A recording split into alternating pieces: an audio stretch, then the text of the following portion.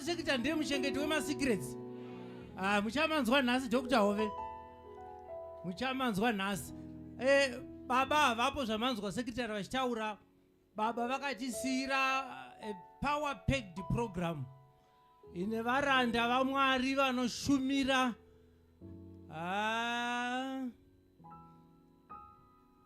All right. Taiti kana tiri vana vadiki mbuya chisiri munhu pakangouya muenzi taitanga kukwenyana kuti nhasi huku waitoti uchibva unopfigira mombonzwa kuti kune huku nhasi kuti chii kune muenzi auya saka nhasi kune chii. Tine muranda waMwari abva pamwe panonzi paElroy. Jehovha anondiona, Mwari anondiona. Ndo zvinoreva Elroy, Mwari anondiona. Pana anotenda kuti nhasi uchaonekwa naMwari here. Ipapa taakutosimudza temperature, taakutosimudza mawatts. Kuti muranda waMwari akatumwa. Pane vavi pano here pakamboitwa maelection apfuurayo. Overseer Ngwenya vakati zita iri rinoyera muAFM. Maive pano, vaive pano. Zvino zita rinoyera iroro nhasi riri pano. Ndiro rine muranda waMwari wakadanwa, akazodzwa, akashongedzwa. Neanointing isingaenderani nezera remuranda waMwari. Pane pamwe paunotarira kuti ndivo here vari kuparidza kana kuti pane zvagara pavari. Ndakambokuudzai ndichiti pane imwe conference yatakaenda takazongopedzisira vaive vari kumashure hatizivi kuti takabva sei taungana papulpiti. Muranda waMwari achirova chete. Vamwe vashama muromo kudaiwo nhunzi dzichipinda. Mumwe ndakaona osvitswa, mumwe mufundisi ndakaona akusvitswa hendikachifu navadzimai zvikanzi ndeye zvikanzi misodzi iri kubuda. Nyasha dzinenge dzakudururwa naMwari. Ndo zvandiri kutaura kuti ndiye muranda waMwari watinaye mangwananani ano pano. Iwewe ini ndatokupa CV yakakwana. Chirega kutarira zvakawanda, chigamuchira nyasha dzaMwari dziri pamberi pedu mangwanani ano. Ukaona baba chiangwa vodhinda, aiwa nedenga rinenge rataura kuti muranda wangu. Vauya naYouth leader wavo vachazotipa zita President Worship. Manyaya panapa isusu tine tsika yekusiya President Worship. Kana mushumiri achizoda kukushandisai vanokushandisai.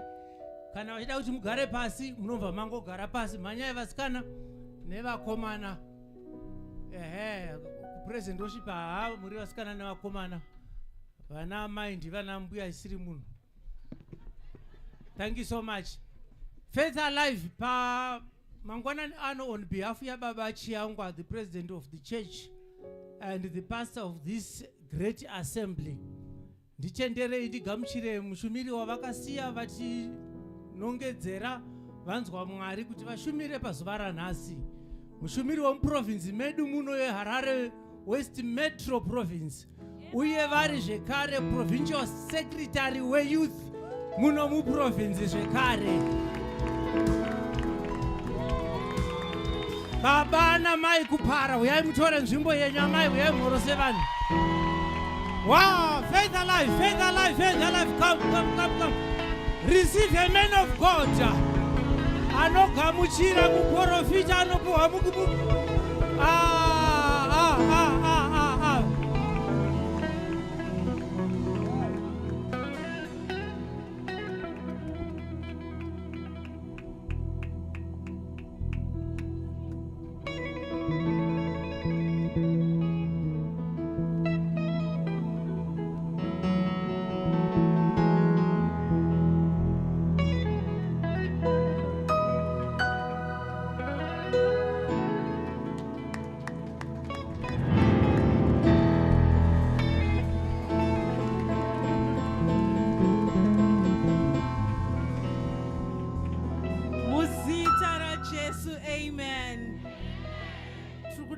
Tendawo baba vedu na mama President Chiangwa na mama in absentia nekungotitendera kuti tiuye kuzoshumira.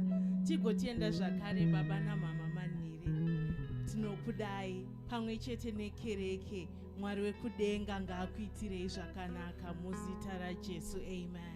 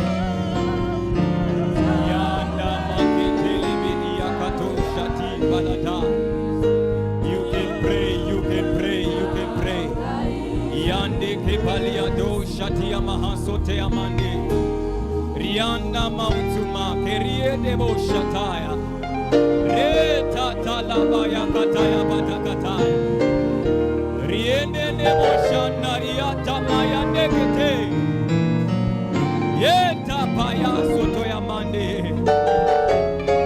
Taura Iswi Mari Taura Iswi Wea Mutene wa Mari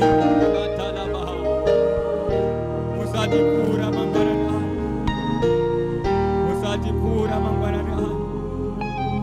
We pray for your presence in this place. We invite your glory in this place.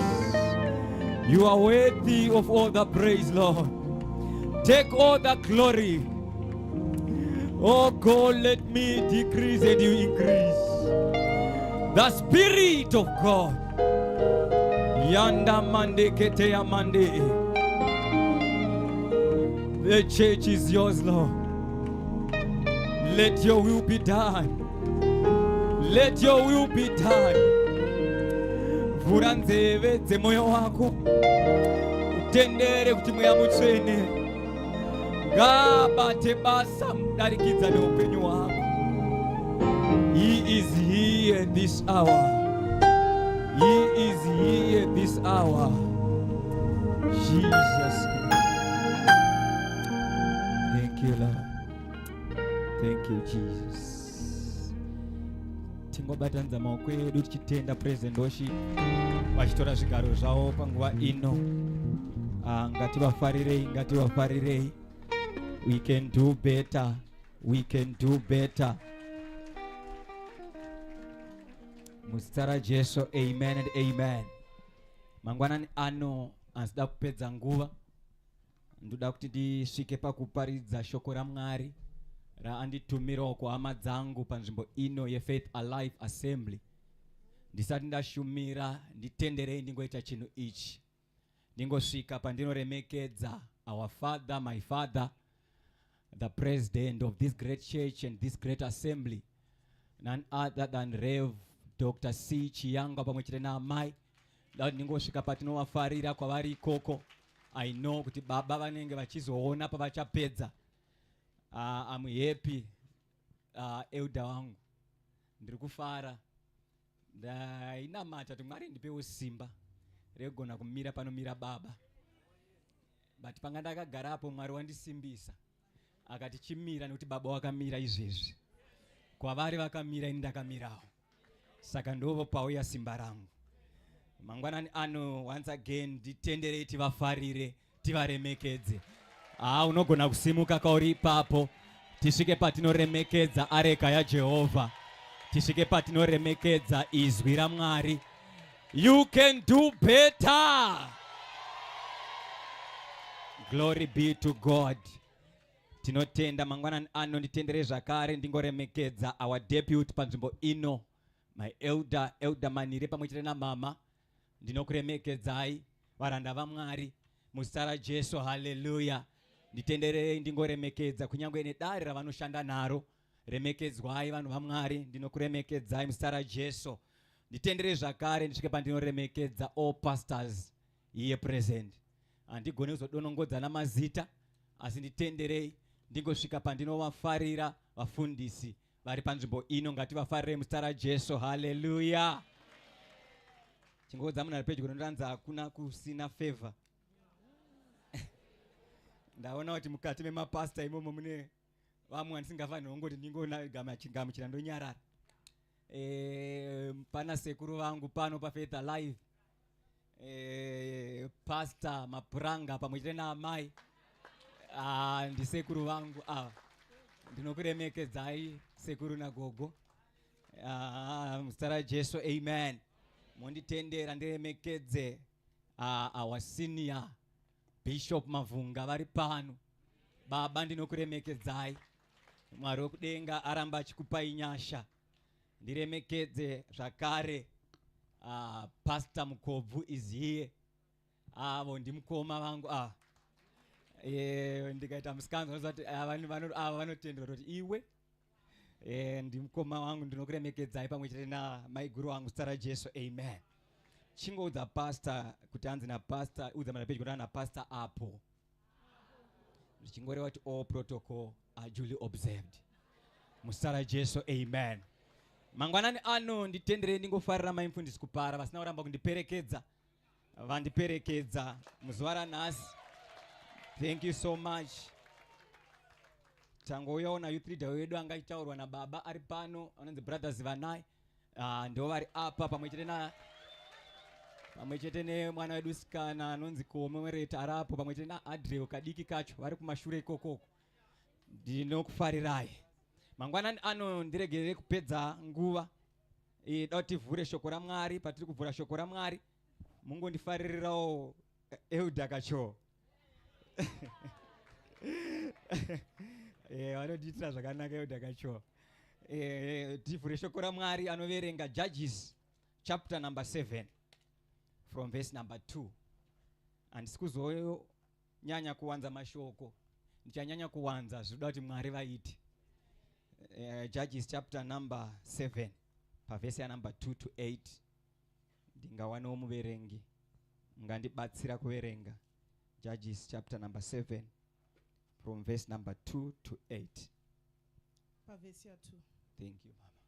Jehovha akati kuna Gideoni, vanhu vaunavo vakawandisa kuti ndiise vaMidhiani mumaoko avo, kuti vaIsraeri varege kuzvikudza pamberi pangu vachiti, maoko edu ndiwo akatiponesa. Naizvozvo zvino enda undoparidza vanhu vazvinzwe uti, ani nani unotya, unodedera, ngaadzoke hake abve pagomo reGiriadhi. Ngoti Gileadi. Vanhu vane zviuru 422 vakadzoka.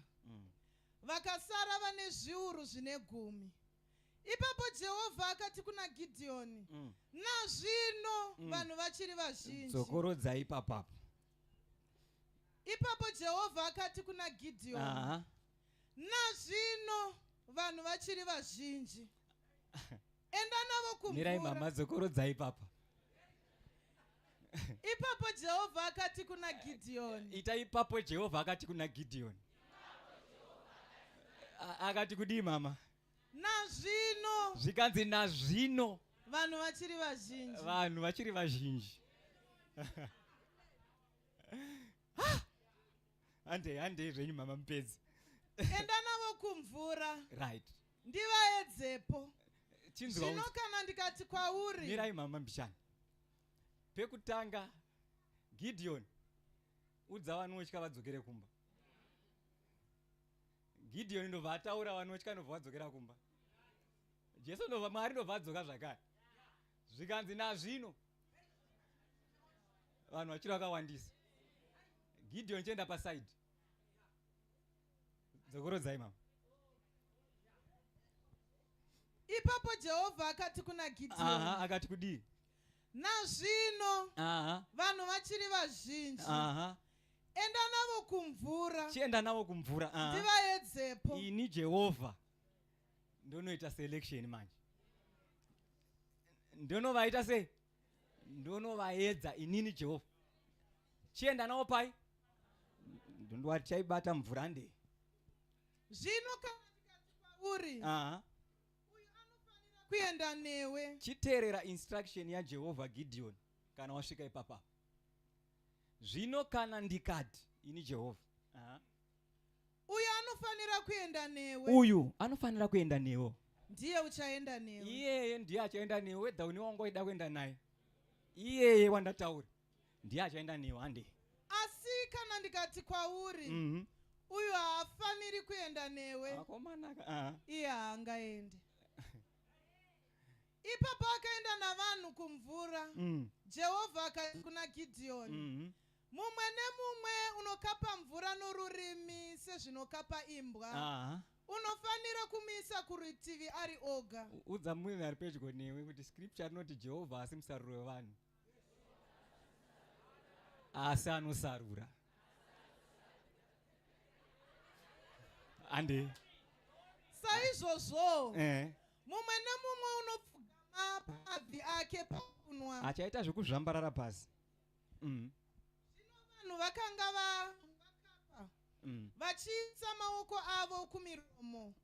Vakasvika varume 300.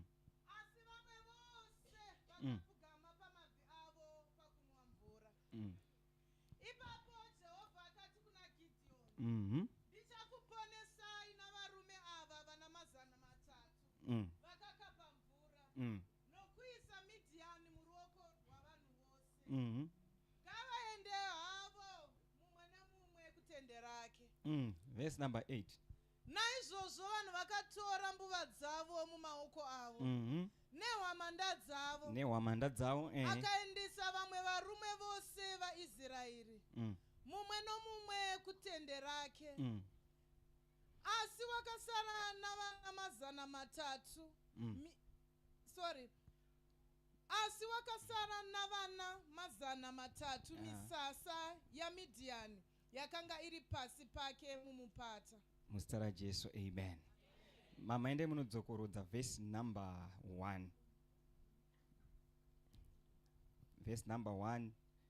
Ndinoda kuti mutange kuverengera apo pari kunzi misasa yaMidhiani yakanga iri nechokumusoro kwavo pachikomo cheMore pamupata. Kana kuti mira ndingoita. Tikaenda paverse number 7, chapter number 7 verse 1. Kwadzika pazasi payo uchaona payakanyorwa misasa yavaMidhiani yakanga iri nechokumusoro kwavo pachikomo cheMore pamupata. Tapaona? Chande paverse ya number 8. Uchaona pakanzi asi wakasara navana 300. Misasa yaMidhiani yakanga iri pasi pake pachi mupata. Mazvona? Midhiani akatanga ari pamusoro, but payakazopera akapera apasi. Ini ndiri kutenda ndozvikuitika nhasi. Tables are going to turn. Udzamuna pedyo kuti tables are going to turn in your favor. Mangwanani ano ndoda kuti ndiparidze nyaya. Mama muzongotibatsirawo Matthew 22 verse number 14. Kana chingoibatai ndingozosazovhurisa mavhesi ndingofamba ndiende. Udzamuna pedyo noti anzi na pastor. Theme yedu iri kuti possessing your territory. Amen. Ndaiona panga ndakagara apo. Ngati alright. Iri kuti possessing what? Your territory. Ande mama. Pa 14. Matthew 22 verse number 14. Nokuti vazhinji vakadanwa. Nokuti vazhinji vakaita sezvavo. Asi vasanangurwa vashoma. But few are chosen. Udzamuna pedyo neutasvika pa title ya pastor. Iri ngoti be among the few. Udzamuna pedyo ngoti be among the few. The word few means small amount or number. Ne ishona service iva pazvishoma, pakati pezvishoma. Iva pakati pezvishoma. Udzamuna pedyo ngoti iva pakati pezvishoma. Kune principle yaMwari yandoda kuparidza nhasi. Anditendera kuti ndiye kuzoparidza panzvimbo ino. Yandakati a golden principle. This principle ndeyekuti Mwari ane tsika yekushanda nezvishoma. Hallelujah. Bhuku yaGenesis Mwari achisika Adam na Eve. Haana kuvasika vari multitudes. Akavasika vari 2. Zvikanzi be fruitful and multiply. Zvichireva kuti Adam na Eve hamudi majority. But in Mwari, you are a majority.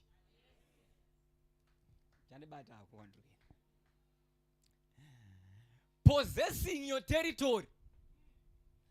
Ndaya kuzokuudza kuti nzvimbo dzinogona kutoreka, but dzinotorwa chete nevanogara vari muushoma.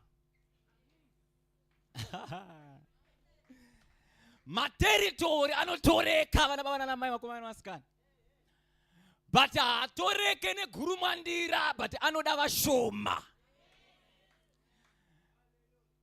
Vandiri kutenda ndo vanga ndichinamatira pesa apa kuti Mwari ndiri kuda vashoma ivavo paFaith Alive. Vari kubva pano Mwari arongedzera zvinhu mavari. Nhasi handisi kuita zvemagurupu, but ndiri kuita zvevashoma. Ndine munhu here ari kundidzwa panapa. Handisi kuita zveruzhinji, but ndiri kuita zvevashoma. Unoziva here kuti vanhu vari panapa pane vanhu vaifanira kunge vakagona kutora materitory kare, but chavanonodza munoda kugara muuzhinji, haudi kugara muushoma. Baba mataura kamboka ndinofarira akaimbwa naTuku. Zvikanzi tese takwira mbombera. Ina handisi wembombera, ndiri wezvishoma. Warume, Mwari wangu anoonererwa muzishoma. Mwari wangu anoonererwa muzishoma. Zvinoita unge izvozvo zvakazvidzika, ndoma anoda kuratidza simba rake. Nhasi ameno munhu wanoda kutaura naye, wanoda kuprofita chete. Wanyanya kuunganirwa ndosaka zviri kunonoka. Wanyanya kuda mashamwari ndosaka zviri kunonoka. Wanyanya kuda masahwira ndosaka zviri kunonoka. Mwari ari kuti ndiri kuda kuti uve muzvishoma. Hama dzangu, Mwari wanoda kuparidza nhasi ndiye Mwari wemubhaibheri. Ndiye Mwari ari kudenga. Ndati Mwari uyu ane tsika yekusarudza. Bhaibheri rinoti, for Jacob I hate. For Esau I hate. But for Jacob I love. Zvichireva kuti ipapo vanofana kukuita kuti uverenge bhaibheri zvakanaka, usamhanya. Kuti unogona kusara uri muchaunga, but usisiri muteritori yaMwari.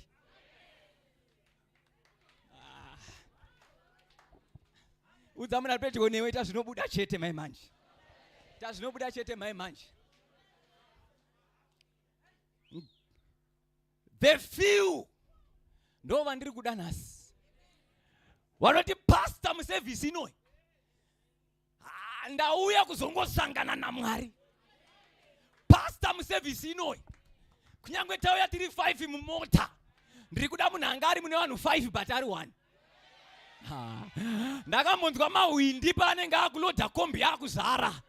Unonzwa vakudedzera kuti 1 ari eka, 1 asara ndiye watiri kuda. Ndiri kuda 1 asara mangwanani anaya. Anoti pastor, taurai kuupenyu hwangu. Ndini ndega ndasara ndisati ndaona munana. Ndini ndega ndasara ndisati ndachibata. Ndini ndega ndasara ndichiri kurwara. Ndiri kuda 1 ari ega. Mudzika mazvishoma. Bhaibheri ndo parinotaura nyaya yataverengesa. Haina kutangira pachapter 7 but inotangira pachapter number 6. Murume unonzi Joshua afa. Bhaibheri rinoti vana vaIsraeri ndo pavakaenda kuna Jehovha. Ndobva vanamata kuna Jehovha. Zvikanzi Jehovha, zvino Joshua zvaafa. Joshua was a fighter. Zvino murwi wedu zvaafa. Ndianiko uchatitungamirira kuti atirwire hondo dzavaKenani dzatiri kunotarisana nadzo? Bhaibheri ndo parinoti Mwari ndobva akuintrodusa a system. System yaakuintrodusa system yevatongi. Bhaibheri ndo parinoti Mwari akati kuna Israeri, don't worry about Joshua. Judah ngaende mberi. Judah from the word yada, zvichireva kuti praise. Saka zvidi kunzi murumbidzo ngaichienda mberi. It's now not the time for fight. It's now the time to praise. Ndine munhu here wandiri kuda kutaura naye panapa. Ndine munhu here ndataura naye panapa. Bhaibheri ndo parinoti Judah ndobva anzi enda mberi.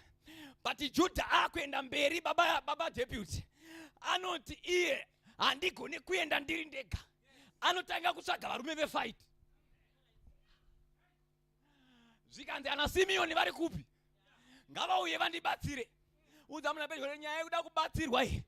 Uchenjere kurasana naMwari wewe. Bhaibheri ndo parinoti avapiwa Judah. Zda kuparidza kwese ndaenda kune nyaya yangu. Judah ndobva atanga kutonga achitungamirirwa nana Simeoni. Vachirwa hondo nana Simeoni. But Mwari ati Judah mberi. Judah ndobva atungamidza vana Simeoni. Itsika yechechi kuti munotungamidza nyama mosiya mweya kumashure. But ndaya kuzokutaurira mangwanani anaya yekupozesa materitory inongoda vashoma chete. Vanoti nyama kumashure, Jehovha mberi. Vanoti nyama kumashure, mweya mutsvene mberi. Vanotungamirwa nenyama inyama, vakaberekwa nenyama inyama, akaberekwa nemweya mweya. Vanotungamirwa nomweya ndivo vana vaMwari. Ndine munhu here ari panapa mangwanani anaya unotungamirwa nani sawira? unotungamirwa nani sisiya, munotungamirwa nani amaya. Kana masvika pahondo dzenyu munobvisa Mwari momuisa kuseri kwenyama. Zvikanzi Judha mberi but Simeoni ndiye amberi. Saka Israel kukunda kwake akasike akunda nekuti pane system ya introduced isiriyo.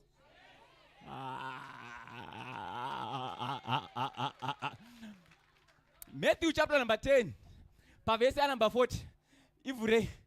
Ndoda kukubuditsira chakavanzika chandoda kukusiya nhasi pano paFaith Alive. Wavhurika meso. Bhaibheri inoti Jesu apedza kuparidza zvinonzi meso avo akavhurika.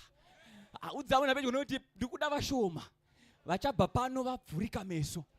Matthew chapter number 10 pavesi number 40 ndiri kudawo mumwe mukomana 2 panapa kana 1. Nipewo mumwe mukomana 1 panapa. Aparidze neni sandapfurira mberi.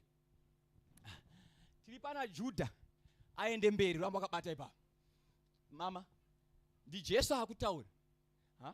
For the sake of my theologians ari panapa anomaka ndakanzwa baba wachidaro.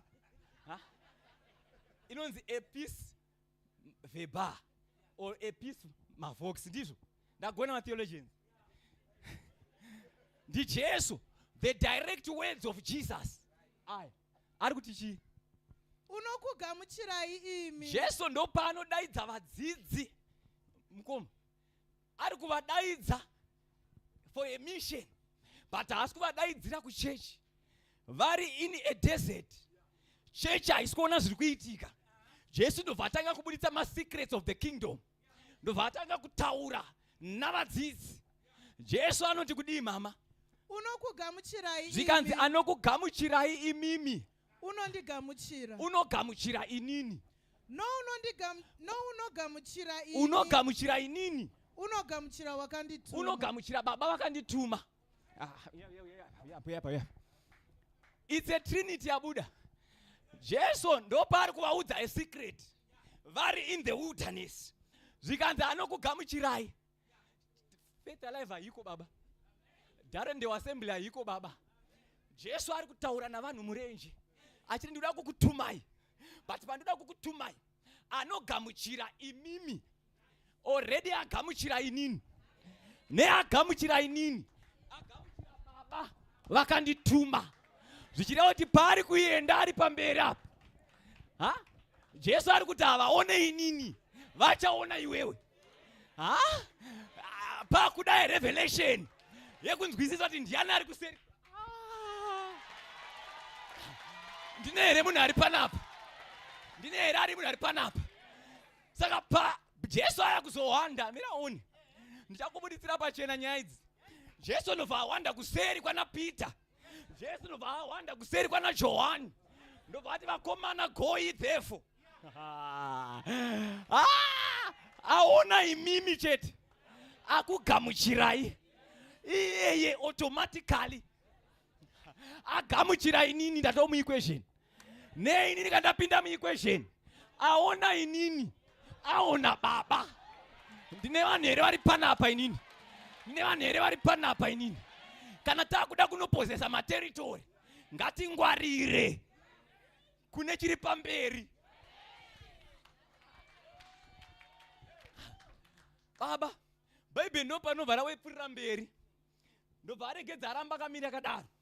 Zvikanzi anogamuchira muprofita. Muzita remuprofita. Achawana chipo chemuprofita. Zvichireva kuti chipo chiri kunoko.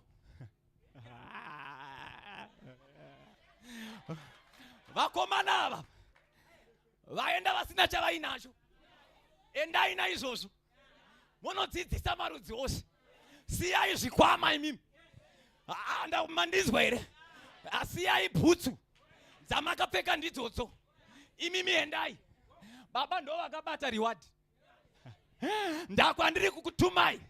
Mukaenda muine zvikwama vanokasira kukugamuchirai. Kwandiri kukutumai. Mukaenda muine masuta anoshamisira vanokasira kukugamuchirai. Saka now the heavens is playing a disguise. Bhaibheri ndopariri kuti zvikanzi chiendei makadaro. Imimi kana maenda anokugamuchirai imimi. Makadaro. Andine munhu here ari panapa. Ndiri kungoda the few. Ndiri kungoda the few. Vanofamba neni musevhisi yanhasi. Saka pamuri kuenda, endai makadaro. Ndai mimi vakazviziva kuti tiri kufamba takadai. Vachakugamuchirai nekuti vanenge vachindiona.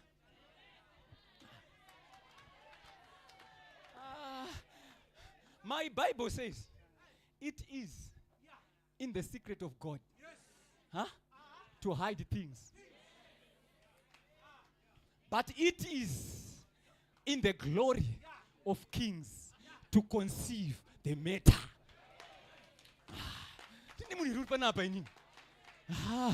Ndiri kuda the few vari kufamba neni panapa. Mwari ndimwari unovanza zvinhu. Sei Mwari achivanza zvinhu baba vangu?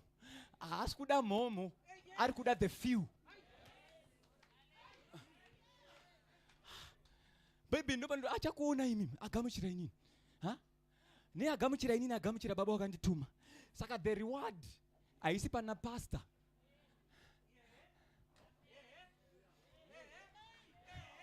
The reward haisi pana pastor. But the pastor is a disguise. Yakaiswa kumberi kwa Jesu.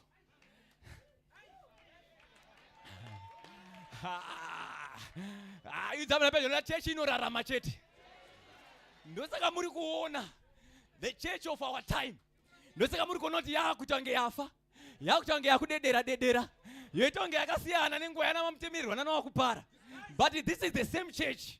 Chii chakuitika pane chatakanozvuvirwa. Tikasvika pakugona kuziva kuti mufundisi anobatwa kora. Jesu akatarisa ari kuseri. Ndozviparidza chete nhasi. Ndati ndozviparidza chete nhasi. Kana takuda kurarama sekereke yaJehovha, ngatiende muvashoma vachiri kugona kuremekedza varanda vaMwari. Maamona here ezvinozi social media itange inonakidza stereki. Nyaya dziri kunakidza pasocial media ndedzekungosvibisa varanda vaMwari.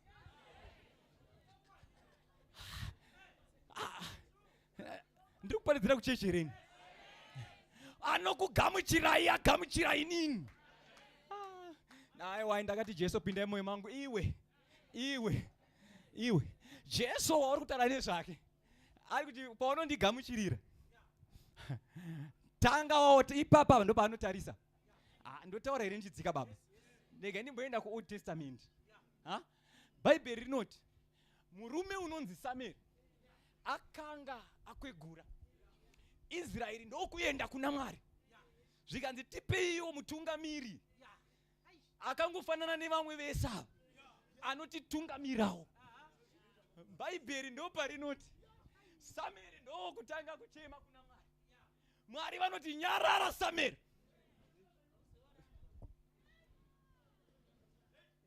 Havana kuramba iwewe, varamba inini. Nai Mwari mapinda same equation. Ndoenda here futi. Enda kubhuku yaX. Anania naSafira.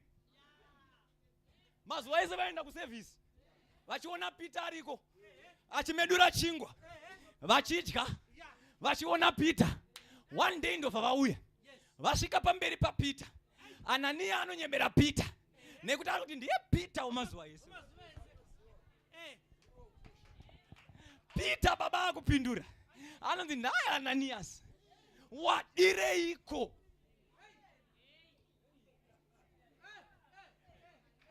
Kunyepera mweya mutsvene.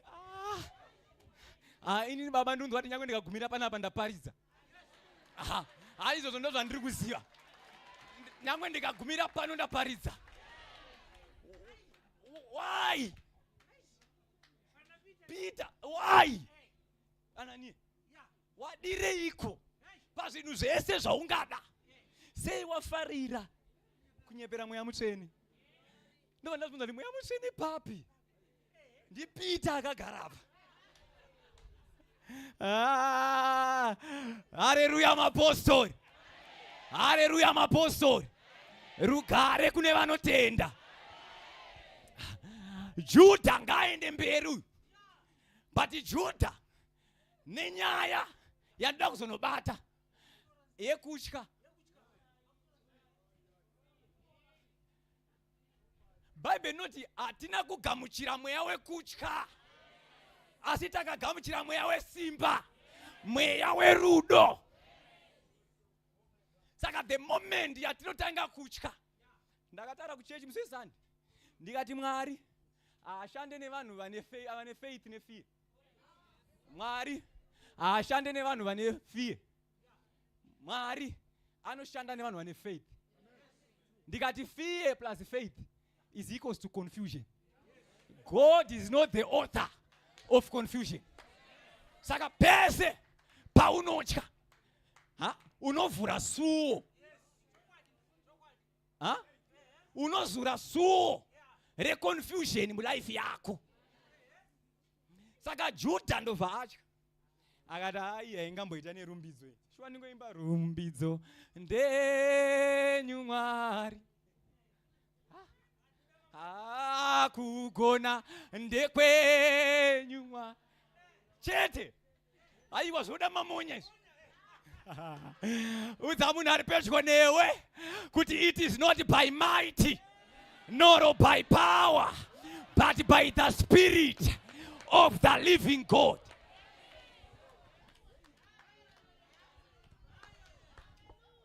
Hazvisi musimba izvo. Zviri paobedience izvo. Kana Mwari ati enda, enda. Ngozi asahwira ari pedyo newe, itasahwira kana Mwari ati enda. Chingoenda ka. Ko unomirirei? Handine munhu here ari panapa. Problem yevatendi munoda kunzwa kuti vanhu vanoti kudii kudarika kutaura kwaMwari.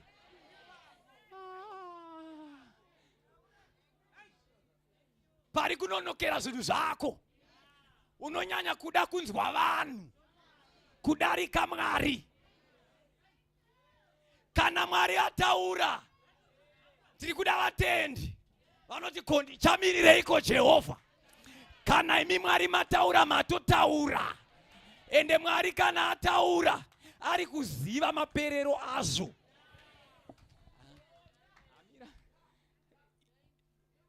Introduction yangu ndaenda kune nyaya yangu. Bible ndo parati Judha achisimuka nemhaka yekuti method dzakuitwa nevarume ava hasidzo method dzavapiwa naMwari. This is not the instruction. Instruction is Judah must go first. But Jesu kana Mwari ari kuona pamberi paJudha, ari kuona Samuel. Mwari kochi, there is an error under the sun. We have to correct this error. Ndiri munhu here pana. Bible ndobva afamba naIsrael kwekanguva. Judha ndobva asvika panguva yekuti afa. Mwari akati hapamwe Judha zvaaenda. Rega ndichisimudza mumwe. Ndiri munhu here pana. Ndobva asimudza mukomana anonzi Othniel. Zvikanzi Othniel, take off. Othniel wachiuya. Ngoma ndiyo. Pakasiyirwa paena Judha. Ndiyoyo. Othniel ndobva atanga kufamba nenzira dziya dzekuda kuti varwe panyama. Bible ndo parinoti Othniel ndobva nguva yake yadarika. Mwari ndobva asimudza zvakare mumwe mutongi. Zita rake ainzi Ehudi. Amusimudza munguva yaMoabhi pamambo Eglon. Ehudi ndobva atemba kurwa kwake. Saka Israel yairamba ichitadzira Mwari. Ndachinoita kuti vasatadza isati chaitwa.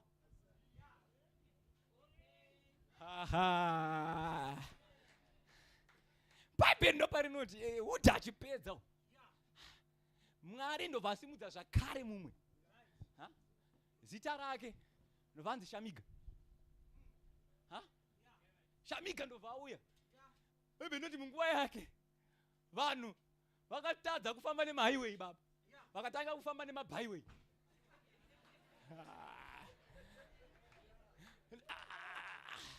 Uninzwe zvandutaura? Nzira mahighway ndobva avharwa, vanhu vakatanga kufamba nerodhi dzekudimbudzira nekutiza. Mwari akati akomana shuwa here apa, murume uyu ndobva time yake yapfuura. Mwari ndobva anoti alright, this time around ndakunosimudza mudzimai. Ndobva anosimudza mudzimai wainzi Dhebhora. Ndobva atanga kushanda nemurume wainzi Bharaki. Dhebhora ndobva anzi iwewe chitungamira Israel. Zvikanzi vakadzi vematamburena ndo vanogona kurova nyaya dzacho zvikaita zvakanaka. Dhebhora ndobva aita the same. Ndobva auyisa Bharaki muequation yake. Ndiri kufamba necheche repanapa. Tsoro yaMwari iri kungoramba ichifa. Mwari akaiwa sezvo mudzimai ka. Madzimai netamburena awa. Ndiani waronga so? Ndiani waronga izvi? Ndimwari wakanaka. Ndimwari wakanaka. Ndimwari wakanaka. Zvinenge hazvisi kufamba. Bharaki uya kuno. Iwewe chienda Bharaki undorwa. Zvikanzi naDhebhora chienda unorwa. Bharaki akati ina ndiende. Kana imi musiri kuita sei? Bhaibheri ndopa rinoti Bharaki ndobva pinda muequation. Nguva yaJabhini kakanana Sisera. Mwari ari panapa dai ndava ndiri kuperera ndisi kuzomupedza kwese. Mwari ndobva ati fezi yako tiri kuramba vana Dhebhora vanopera. Muna kundinzwa imini. Dhebhora hafanire kupera, ndandiwe munhu werumbidzo. But chakupedza waisa nyama mukati mezvinhu zvomweya. Anogara murumbidzo, kwete dzemunhu wese, dzevana vake. Bhaibheri ndoba rinoti apedza zvikanzi alright, this time around yako Dhebhora yapera. I'm now raising murume unonzi Gideon. Ari kubva kurudzi rwokupedzisira, kurudzi rwaManase. Ari mudiki kurudzirwo. God the lifter of men. Bhaibheri ndoba rinoti Mwari akati this time around ndakunoipindira. Nhasi ndikutenda kuti Mwari anofanira kupindira pano. Mwari achienda kuna Gideon, ndingojamba dzimwe nyaya, anosvika panguva yekuti anotaura naye. Akati Gideon, chapter number 6 yaJudges, kune nyaya dzawatangana nadzo dzakusakisa kuti iwe uhwande. Munopota muchisvinirwa waini, iwe ndo mauri kupurura zviyo. Mweya unodhaivheta. Unopedzera wakuita zvinhu chaizvo but panzvimbo isiriyo. Unzamuna pedyo newe. Unopedzera wakutaura mashoko chaiwo. Apedzisa wega. Mashoko ndiyo but nzvimbo. Kune dhimoni randida kuti ndiparadze nhasi neropa raJesu. Dhimoni rekudhaivheta vana vaMwari. Unopedzisira wakuita zvinhu zvaunga usingafaniri kunge uchiita. Bhaibheri ndo panoti Mwari ndokutaura naye. Gideon ndo paanotanga kupa Mwari mareasons. Akati inini zvangu Gideon. Akatanga we round table na Mwari. Ini zvangu here Mwari Gideon. Kwete Gideon chete, mwana wa Manase. udza muna pedyo newe kuti zverudzi zvenyu kana Mwari akuda zvina nyaya zvina basa izvi. Ini zvangu mwana wa Manase. Manase wacho wekupedzisira here mumba maIsraeri. ndobva atanga kutaura mashoko ekuzvitarisira pasi. But Mwari ndokuti Gideon, mauri ndiri kuona murume weumhare. Miraone zvako. Mauri ndiri kuona murume weumhare. Outward appearance yako ingaite kunge yakasaka, but ndiri kuona munhu mukuru mauri. Ndiri kutoprofita kwauri izvezvi. Ndiri kuona munhu mukuru mauri. Mwari wezvishoma. Bhaibheri ndo parinoti aperere ipapo. Mwari haana kuti ndakunamata. Let the power of God fall down and come upon Gideon. Akati ndakaisa kare, ndiwe wangu usiri kuona. Zvikanzi go with this timite. Simba ranga ritorimo kare. Ndine mutendera ari panapa. Ndati simba rekutorwa hondo dzako uchikunda utori naro pauri ipapo. Uite mutenda anotya mbiya. Uite mutenda anotya tsono dzakabayiwa pamharadzano. Haiwe ita mushe. Une simba rinopfuura mbiya dzakakwidibirwa iwewe. Une simba rinopfuura nyoka dzose dzingamonererwa iwewe. Handiri pano ndozvideclare. Ndiri pasi penyasha dzemuranda waMwari. My Father, in this place, you are untouchable. Pauri ipapo izvezvi uri grenade iwewe. Pauri ipapo izvezvi you are a dynamite. Whether the devil like it or not, I don't care. Ndauya kuzongokutaurira. Be among the few vanoti ndakazodzwa varume. Abata Israeri, abata mboni yeziso raMwari, abata Faith Alive, abata mboni yeziso ya Jehovah, abata vana vako, abata mboni yeziso ya Jehovah. Ndauya pano mangwanani ano. Handina basa zvakaitwa kupi, handina basa zvakataurwa nani. Bhaibheri randinoverenga kubhuku yaJohana chapter number 1 pavhesi ya number 12 inoti kuna vose vakamugamuchira akavapa simba rekunzi vana vaMwari. Simba rekuita sei? Rekufamba pamusoro pezvinyavada. Asi hamungarumwe imimi. Handine here ari pano. Ndati simba rekuita sei? Rekuti mukanwa poison hamungafa imimi. Simba rekuita sei? Rekuti kunyange vakakugera wakarara zvavaita hazvishande. Ndiri pano ndinodeclare. Ndiri pano ndinodeclare. Kune mhepo iri kuda vashoma. Kune mhepo iri kuda vashoma. Basa ndiri pano muchindiona. Kumba kwedu hakuna akarorwa. Zviri nani mwana waMaya wauya musevhisi yaNASA. Ndinoti makorokoto zvichatanga newe. Zvichatanga newe. Ndati zvekudhiraivha zvichatanga newe. Kutende kumashure newe.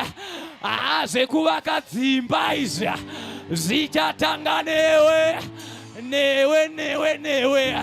Ndiri kungoda vashoma vanoti, oh Lord my God, ndiitei mudziyo wenyu. Ndiitei mudziyo wenyu. Yandainga masikati ano vana vavananamai hatina kuya kutamba. ndauya kuzokuudza kuti enough is enough. Enough is enough. This nonsense must stop. Pane zviri kuitika mulife yako iwewe, but zvakufanira kumira. Ndati pane zviri kuitika mulife yako zvakufanira kumira. Bata munhu ari pedyo newe, ita bhururu mangwanani anaya. Murume mutete ari kumberi uyo auya kuzongotaura vashoma, auya kuzongosaga vashoma. Ndati Baba, ndine zvandiri kunzwa kuti pano paFaith Alive we just need the few. We just need the few. We just need the few. It's not in numbers. Come on somebody. It's not in numbers, but it's all about Jesus. It's all about the Holy Ghost. Kana mweya musene apa musoro pako, you do the impossibilities. Andine here unondinzwa ari pano, vana vezvikoro, ndati zvinofanira kutanga newe. Zvainzi uchafa uri rombe, ndati haufe uri rombe iwewe. You are among the few vaingwa naMwari pagotekwa rino. You are among the few vaingwa nedenga pagotekwa rino. Handisi kuda vakawanda, Mwari ndipei vashoma. Handisi kuda vakawanda, Mwari ndipei vashoma. Vanoti vari mumabasa avo vakati zvigadhabayadhaya reteketebayadeya. Mwari onekwa kubasa ikoko. Ndiri kuramba vatendi vanoti munguva ino kumakambani tiri kupona nekungoba. Ndati vapa vashoma vanotendeka kubasa ikoko. Uone zvichaitwa naMwari. Baba vangu vanoti kune shura.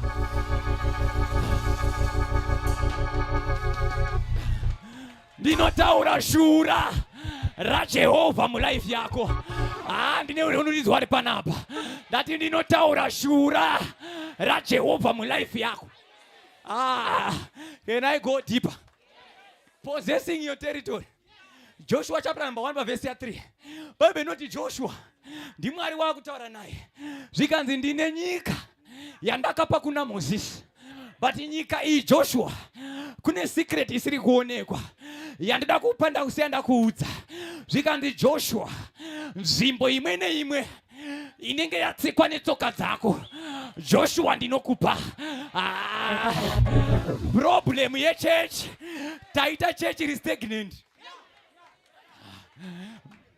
Elder wangu Joshua anonzi nzvimbo imwe neimwe yaunenge watsika, anonzi nzvimbo imwe neimwe yaunenge wanamatira, anonzi nzvimbo imwe neimwe yaunenge wabata. Unondinzwa here mupostori ari kuudzwa kuti kudii? Ari kuudzwa kuti for you to possess your territory you have to take action. You have to move. You have to move. Arise and shine. Kana ukaramba wakagara, you will not arise, you will not shine, but arise and shine. Zvichireva kuti Joshua, for you to possess every land yaunotsika, iyoyo ndakakupa. Zvichireva kuti Joshua, rava basa rako. Kana ukaenda muprayer manje, ziva zvekunamatira iwewe. Audza munhu ari pedyo newe, ita usaite ndimidza usiri kuziva zvauri kunamatira. Joshua, kana waenda mugomo kunonamata, there is time to pray and there is time.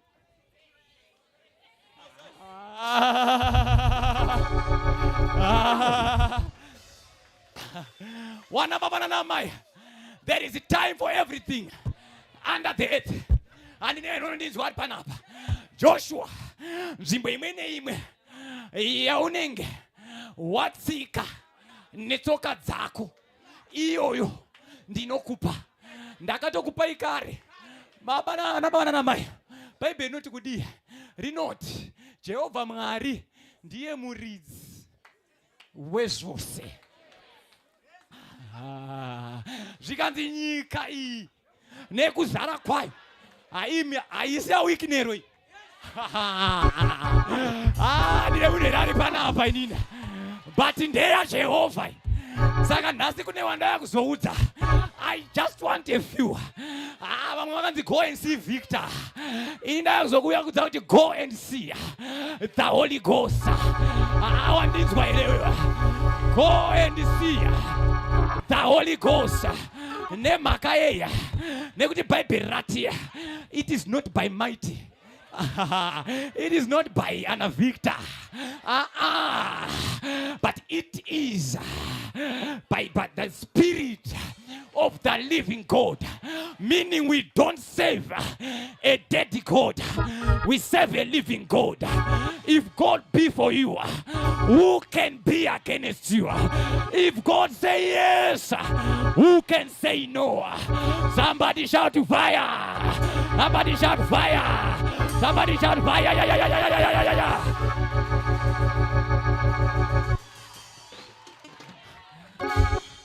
Ndati church, usabvume kuvairirwa. Baba vako iwewe ndo varidzi vazvo. Vese vari kuvhaira havana chavainacho. Randinoverenga baba rinoti pfuma kwete vanotenda, but havahedheni ndevanotenda. Handine anotenda here ari pana. Ndine anotenda here ari pana. Uri kwauri ikoko, just believe. My father, my president, vane mubvunzo wandinogara ndichitaura wakandiitira zvakanaka. Vanoti, are you a beggar or a believer? I am not a beggar, but I am a believer. I am not a tail, but I am the head. Ndauya kuzoprofita. Uri musoro iwewe. Bata musoro wako. Bata musoro wako. Ita ndiri musoro. Handisi muswe. Ndini ndichatanga.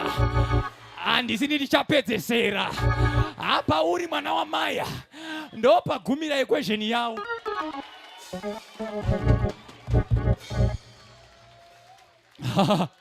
Yanda bada riko tapayata. The few Mwari ari kutsvaga vashoma vane moyo wechikandanga kana vasvika pakutenda. Bhaibheri rinoti kudii? Rinoti kutenda kusina mabasa kwakafa.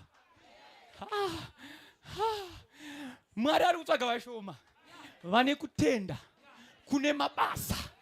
Mwari ari kutsvaga vashoma vane kutenda kune mabasa. Varipo here ana dhoka, vari pano mangwanani anaya, vanoti tine kutenda kune mabasa. Onai parufu vatombokumbira maiki zvikanzi anofire iko dhoka.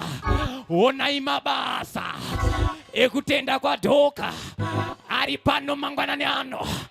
Anoti pastor mangwanani ano, ndine kutenda kwandinako. Mangwanani ano pastor, pane zvanga zvakafa. Ndati mwana wa Maya, raise your faith, raise your faith. For with men it is impossible, but with God not some things, not one thing, not two things, but all things, all things are possible only to those who believe. Do I have a believer in the house? Do I have a believer in the house? Tenderino mangwanani ano kune mhepo ya musharukwa iri kutsvaga vashoma. Mwana wa Mai nditerere, haisi yevakawanda ya, but ndeye vashoma. Bhaibheri rinoti kudii? Jesu achisangana nemudzimai mukadzi muSamaria anotaura conversation, but akundopedza anoti, amai mambotaura yaJacob, amai mambotaura yemvura, but amai rega ndikuudzeya kuti yakwana nguva nazvino yatokwana kuti vanomunamata havanamatire patsime raJacob, kuti vanomunamata havamunamate vari mustileto chete, kuti vanomunamata havamunamate vari musutu chete, but vanomunamata in this way, inonzi mumweya.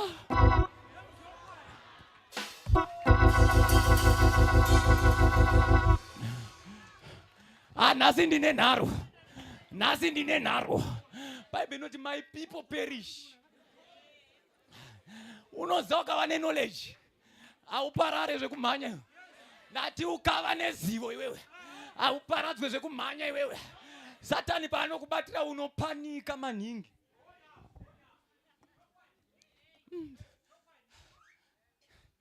Ndakutopedza baba. Give me just 5 minutes. Bible ndoparinoti murume unonzi Gideon auya in the picture. Mwari ndopaanoti Gideon, ndoda kukupa vaMidiana maoko ako. Midian zvinorevei? Midian zvinoreva conflict. I want to teach you. Mungu mkoma. Ari kunzi Gideon, I want to teach you. Inonzi conflict management.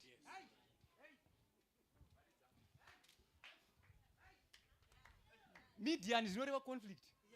Zvinoreva strife. Zvinoreva fight. Zvinoreva kwarareo. Ninotaura here pana. Saka this spirit iri kurwa naGideon. Mukangomubata ngoti ndi Midian. Aiwa mune mamurerutsa. Amusati makumuziva mukomana. Haangori Midian. But une mweya akatakura. Iri maari. The spirit of conflict. Udzamepenya kanjani. Ndiri kuda the few masikati anaya vachaita konka every conflict yaanotarisana nayo. Hauna kundinzwa.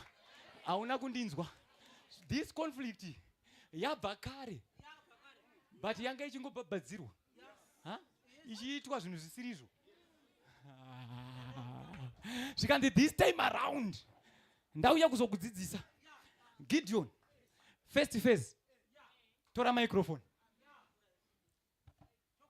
Daidzira uti vanotya padeni.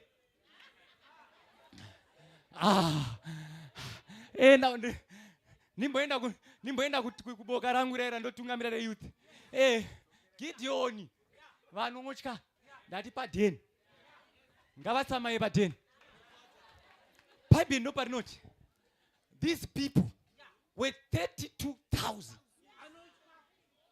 32,000 in all. Pari kunzi vanotya. Baba nditenderewo ningobvisa hangu jacket rangu. Ndinokumbira.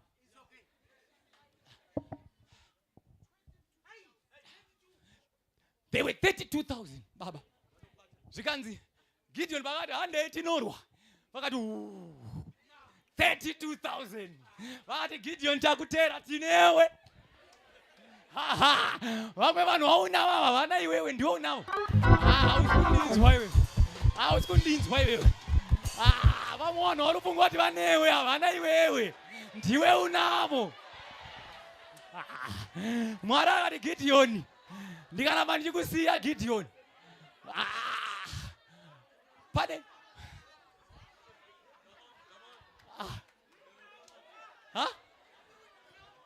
Baba Gideon akamira. Anaita hakuna nehondo yangu. Hakuna. Gideon, icho kwadere. Mwari akati mira ndikupuruvhire mwanangu. Ndauya nerusero. Ruya. Zvikanzi achauya nerusero. Otanga kupepeta. Kune mumwe mushumiri akaparidza. Zvikanzi paanenge achipepeta, unoona nedzimwe nzungu dzamaifungoti dzakakura baba dzichinowira pasi. Ndine mutenderi ari panapa. God is looking for the few. Ndo payataura mukoma. Ndo payataura kubhuku ya Matthew. Zvikanzi many are called, but only few are chosen. Saka pamina pamwe vesava. Arigandinyarare.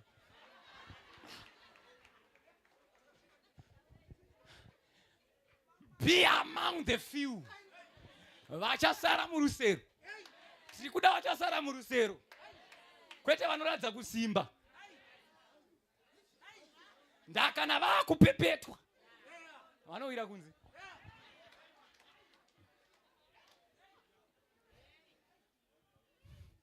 Bhaibheri ndo parinoti Gideon paridza vaudze vana usati naMwari chingonotaura vese vanotya dzokerai kumba ndofanzwa varume vari kurowana maoko baba aiwa zvaita aiwa hazvaita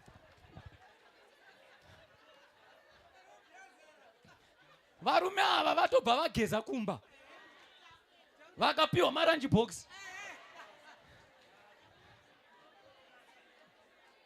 ndaona kuti varume vekwa baba Sigaoke ndaona kuti varume vekwa David vangazongoramba vachisekwa vari vega 40 days kune vamwe sekai vakawanda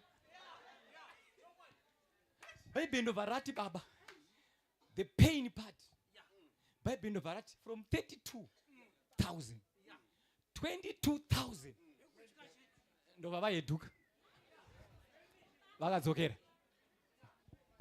22,000 iwe unotya kusiwa nemunhu wani iwe pastor dai maiziva pastor the heartbreak is so iwe nyarara dzikama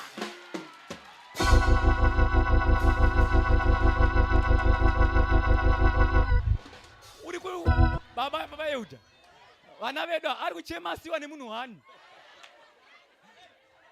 the heartbreak pastor ndio uda kunwira manororoni ye aiwe kwana dzikama iwe kune akasiwa ne 22,000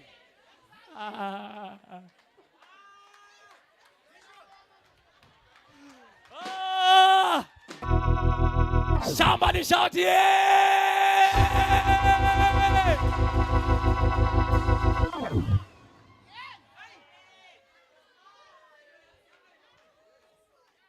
Gideon achiona so akati ndibaba ningika kozo ndaitoti ava baba zvinorwadza varume ava pavakaenda kuhondo ndaingaya naMwari hapana anga aine chombo chekurwisa mukavaverenga zvakanaka vanga vane a trumpet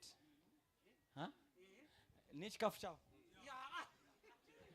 vachimba rumbidzo ndenyu Mwari kugona ndekwenyu Mwari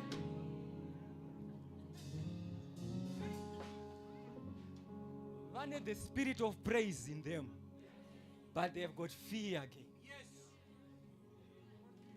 Confusion.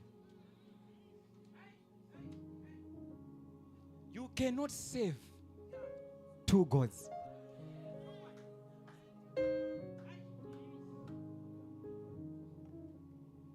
Bhaibheri ndoparinoti 22 vakadzokera kumba vakabatwa nemweya wekudzokera kumashure. Ndaya kuzotaura newe hama yangu, usabatwa nemweya wekudzokera kumashure. Chinowanzodzorera vanhu mumashure mubasa iri raMwari chandakaona. Vanhu vanozorerwa kumashure especially pakada kutaurwa zvine chekufamba kwekingdom yaMwari. Unoona vanhu vanodzokera kumashure. Only a few ndo vanosara vakabata. Baba Moses paaineta haana kubatwa negurumwandira. Just a few. Situation yamuri mairi nhasi amai hamusitomboda vanhu vakawanda. You only need a few. Mwari vaachasimudza vomira nemi. Bhaibheri ndo parinoti ndakunopedza. Gideon ndobva apedza kati ndo kunonzi kuridzwa. Ndikuona akabata shaya ami yaenda. Chaakasirwa Gideon akasirwa matrumpets. chikafu chavo vakaenda nacho. Udza munhu ari pedyo kunoita munhu, ita munhu, ndo zvaari. Vasiya vamuputsa moyo, chikafu ndobva vaenda nacho. Gideon akati, no, it's okay. Baba ndinokutendai nekuti Mwari ndimi munondinyaradza. Gideon ndiri kuona anamata, achisimuka pamunamata. And God said, yeah, you Gideon, where are you going? Come back.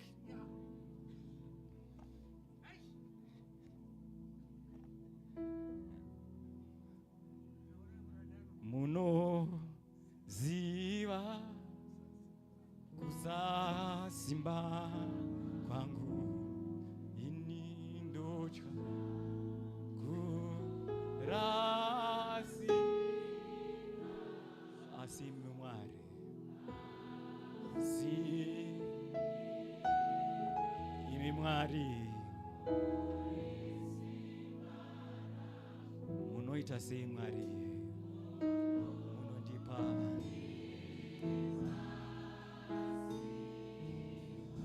Gideon, terera nazvino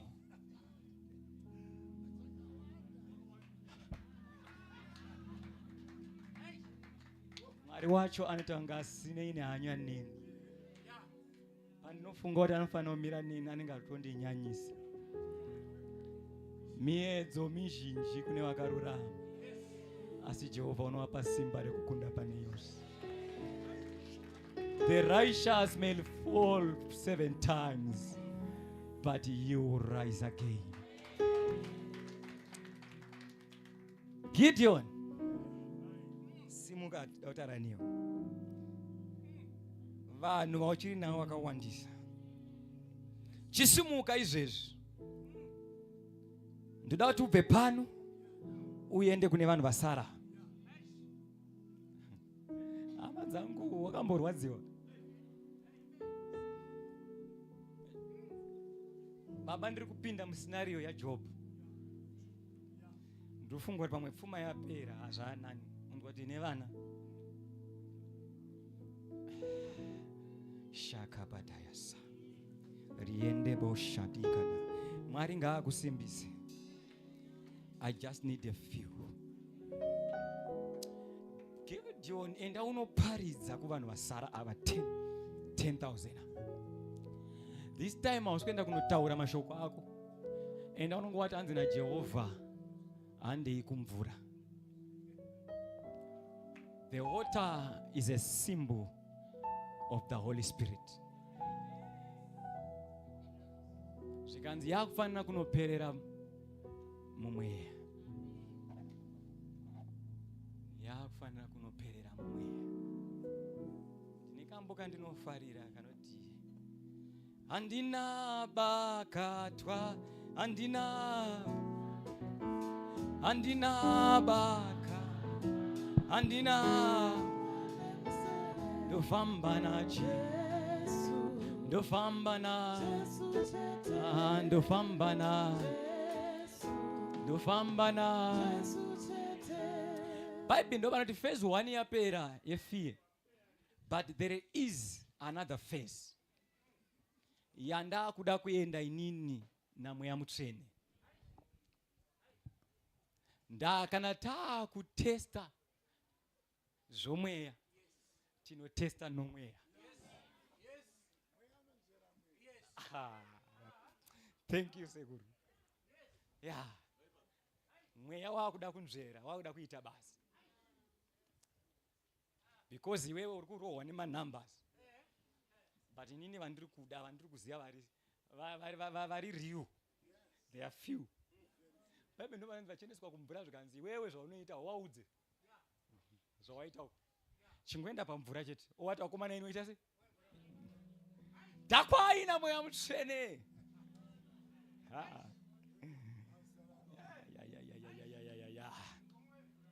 Handei kubhawa raJoero wakomana.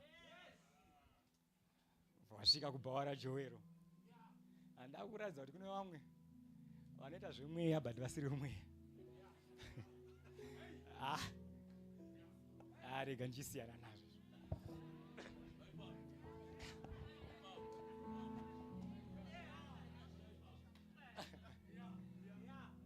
Vasvika pamvura, Gideon ndobvanzi vachanwa mvura. Gideon iya yamboitika kuna Matthew ndobva atanga kuudzwa in secret. Vacho vachanonwa mvura havana chaota se chavari kunzwa kana kuziva. Achanonwa mvura pamuri kuenda kumvurawo. Vachanwa vachiita kunge imbwa. Ndazvinhu zvaMwari upenzika.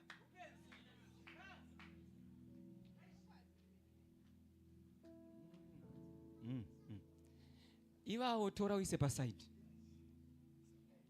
Vachasvika voita zvokuzvambarara. Vanotambira muvazhe dzaJehovha. Vanosvika vozvambarara zvavo. And they relax. There's no rush in Africa. Ivavo vakadaro vanobata zvinyekenyeke. Handozviparidza chete. Baba wangu anoti, although you give me a poor amen, but it's true.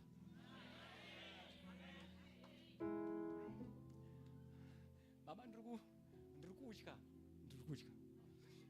Mwari une zvimwe zvinhu zvaari kuda kuita mugeneration inoyi zvichaita kuti vamwe vanhu vazoshamisika kuti zvichokwadi Mwari achiri kurarama. Hanzi makazviita ndikaramba ndakanyarara mukafungwa ndakafanana nemi. Vakasvika ndokuzvambarara ndokurelaxa. Ndikoti panapa tatosvika. Variko kavanhu vanodaro. Kamaona unongoti kudenga akatosvika. Kandite ndipedze ndingarowe naBaba next time. Baba musandirowe. Bhaibheri ndoparati baba. Vasvika pamvura. Ndobva vatanga kunwa mvura. Vaibve ndobva vasvika ndobva vatanga kunwa mvura sezvinoita imbwa. Tora chimwa chidai chinanzva. Ndobva vaita mamwe mashasha. Daivhira. Pipipita pinata pi. Dida vai pipipita. Bhonyonga zvinhu zvaMwari. Kamuisa pachinhu so. Basa raMwari anouraya. But anoti ane mweya. Maproblems akawanda pachechi. Haakonzerwi navanhu vekunze. Enda munoironda. They are eternal matters.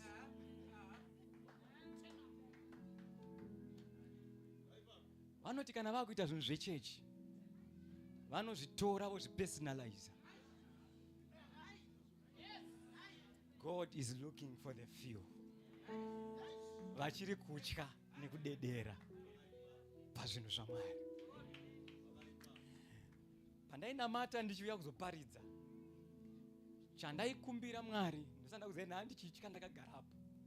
But zvandisimbisa Mwari anditi baba vakamira iwe uchamirawo. Ndainamatira kuti Mwari ndiri kutya kunomira panomira muranda wenyu. Kungoti panomirwa napresident. Pamirwa napresident kwete president chete nababa. Izvozvo zvega zvaiita ndidedere elder. Kutosimba ndekunokuwa ndiri kusimba ndapanapa. Azvonda ndinamate baba ndinamate. But this time bvunzai amai anobvunza. Nhani kuti nyange ndiri kubuda ndienda kupreka. Pandinongobuda chete ndinongozofanira kunamata. Sandaenda ikoko. Ndaenda ikoko ndononamata. Ndodzoka ndichinamata. Gideon ndanawo patsime. Ipapa ndopa wachaona vanhu kuti ukavaisa kumari dzechechi havachatya kudzitora nekudzidya. ipapa paGideon ndipo uchaona kuti pane vafundisi vachiri kutoita zvekuita zvechifeve nevana vesangano vachiva chimira papulpiti ipapapo vari kuzvambarara pamvura. Ndoparidza munoziva ndaitaura parufu marwezuro kumwe rufu rakaitika kuchechi kwedu ndikati inini anzoda kuparidza zvekuti ndikunakidzei.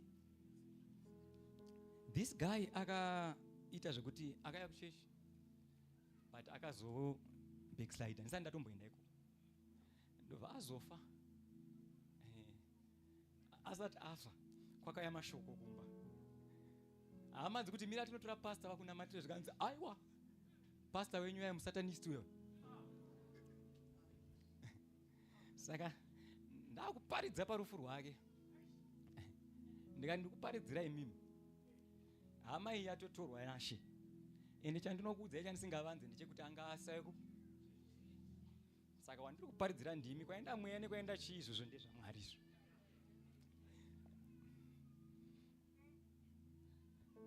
Hama dzangu kana makuda kuti Mwari akupei zvinhu muupenyu batai basa raMwari nekudedera.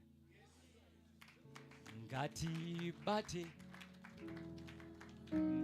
rake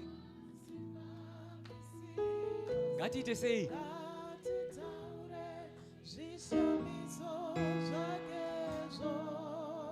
zvikanzi tichiita sei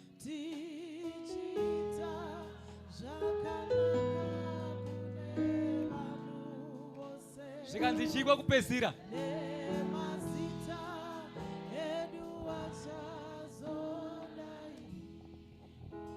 only the few ndo vane mazita achadaidzwa vabata basa rake namasimba nguva dzose. Haleluya. Ngandipedze bhaibheri ndoparoti vapedza ipapa zvinonzi 9,700 ndo vakarara pasi. 9,700 pasi. Ndiri kuona Gideon hana chiwedzera kutsemuka. Hama dzangu semapasta baba kusiyiwa nevatende kunorwadza. Unonzwa kunge hamheno chawabhiswa mauriso. Vanhu Mwari achiti aiwa mutera wako iwo ndinewo. Hauna kutizwa navanhu, hauna kutizwa naMwari, watizwa navanhu. Baby ndo panoti bva kwasara a number of 300 from 32,000 kwakasara vanhu 300 ndo vakasara vakamira. Ndiri pano ndiri kungotsvaga vashoma vanoti muhwandu baba tichamira nemi. Baba President ngavarege kutemwa nemusoro iwe uripo. Baba chechi chavakwa panapa ndiri kungonamata kuti Mwari ngaangosimudza a few. Baba bhaibheri randinoverenga inini rinoti Jairus mwana wake arwara. Hakuna kuenda vakomana veSunday school, hakuna kuenda vakomana veyouth, kwakaenda maelders. They go to Jesus. Zvikanzi Ishe uyu motomuitira nemhaka yei zvikanzi akavaka temberi yatiri kunamatira.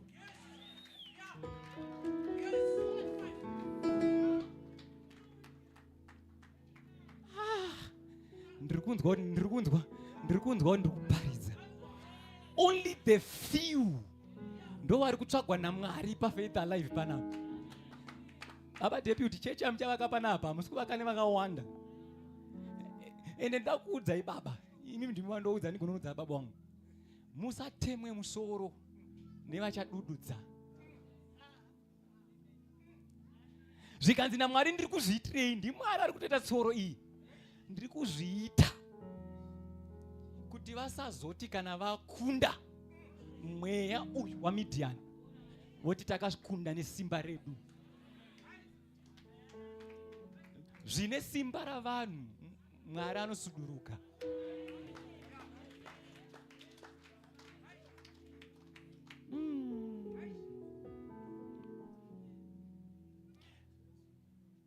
$300 ava Gideon ndova ndichaisa materitori mumaoko avo. Ndosaka ndati be among the few vachasarenderwa materitori mumaoko avo naMwari. Ndiri kuda vashoma vachiri kutenda kuti chegumi chinobviswa. Ndova ndiri kuda, sida vakawanda, ndiri kuda vashoma. Ndiri kuda vashoma vanotenda kuti muranda waMwari anomirwa naye. Ndova ndichiri kuda. Ndiri kuda vashoma vanotenda kuti Mwari achiri kuita minana. Ndova ndiri kuda. Izvezvi ndatopedza, ndatosimuke netsoka dzako. Be among the few. Katabayasa. Ndinotenda kuti mhepo yacho yatochinja izvezvi. Ndinotenda kuti mhepo yacho yatochinja izvezvi. A few. Mandele barushata. Rekanda bayasanda. Amai muri kukuwarira panyaya yekuda vakawanda. A few. Regedza vanoenda vaende. Regedza vanokusiya vakusiye. Mwari ari kuti vacho vangochiri navo vakawandisa. May these two phases dzamwari dziitike palife yako. Mwari ngaadzingire kure vanononokisa munana wako. Mwari ngaabvise pedyo newe vanoparadza ramangwana rako. Your marriage hasina vanhu vakawanda, ringoda just a few. Shadege belida. Dauti usimudze maoko ako. Mwari wandiudza kuti ane a few vari kuzosimudza panzvimbo ino. Simudza maoko ako zvako. Shanda badesh. Hanzi nyaya inoperera kuna mweya mutsvene, nyaya inoperera kumvura. Mweya mutsvene chifamba mukati mekereke yako. Oh. Mweya mutsvene chibata. Ari pano.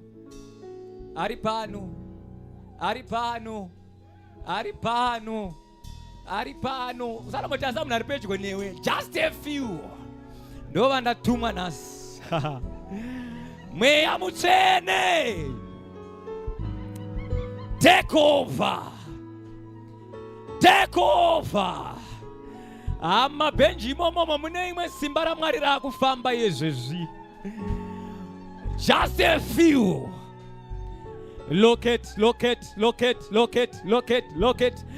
Gamuchira simba iro iwe. Tsinzi nyame zako, simudze maoko ako. Warwara kwenguva yakareba iwewe.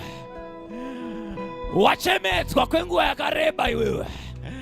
I have come to declare our God is the same, yesterday, today and forever.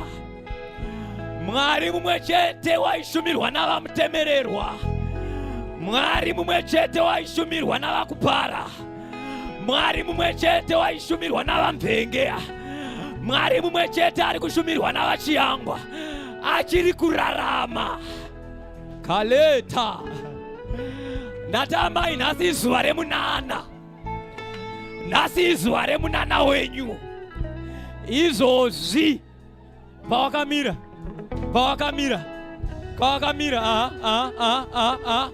Holy Ghost take over. Holy Ghost take over. Simudza maoko ako. Vane zviri kutoitika izvezvi. Cancer is disappearing now. I command that cancer in your bones. kapareta yamaha renda paloshata wanenge adona chingobatsirawe kuno kumberi. Receive your miracle now. Kutendere kumashuroko. Simudza maoko ako right now. Simudza maoko ako right now. Mepo yawa kufema magetsi ega ega. Atinamate Mwari wakanyarara sana pari. Tinonamata Mwari anotaura.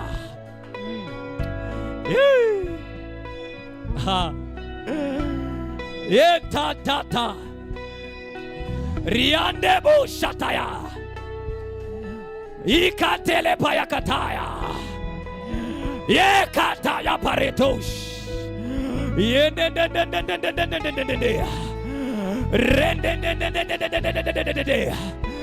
Yakuta Yande Radadadadadadada. Oh, Shate, your miracle is today.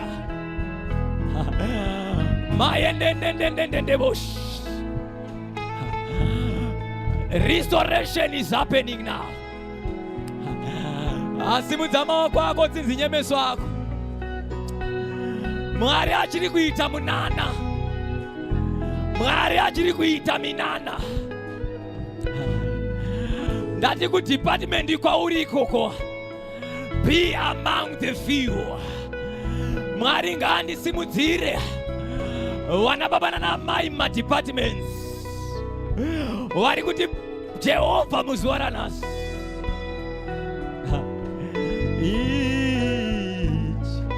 Chimuona Mwari uye manje.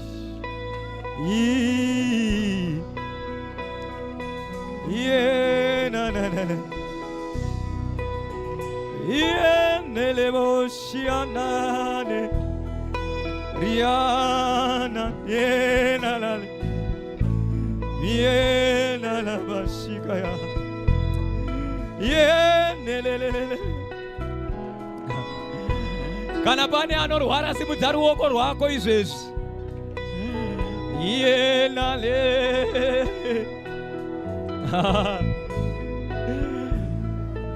Mwari ane vashoma varuda kuporesa yezvino. That sickness in your body is leaving you right now. I command that sickness, pack your things and go.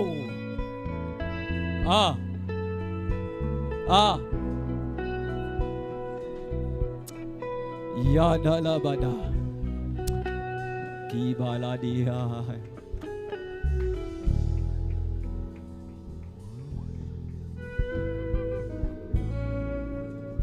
My pastors, let's come and minister. Let's help pastor to minister kuvanhu vari kuno.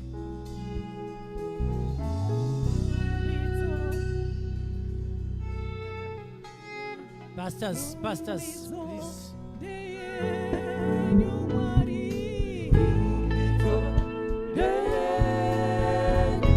Remain alert. The Spirit of God is still moving. The Spirit of God is moving. Remain alert, remain prayerful. The Spirit of God is still moving in this auditorium.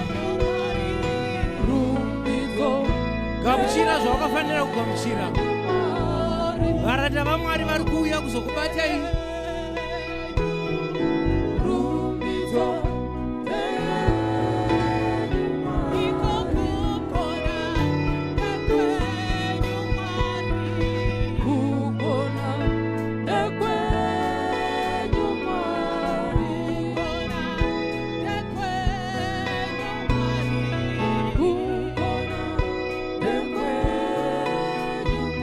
You can pray if you are not singing, pray. Either you are praying or you are singing. Either you are praying or you are singing. The Holy Spirit is at work. The Spirit of God is at work.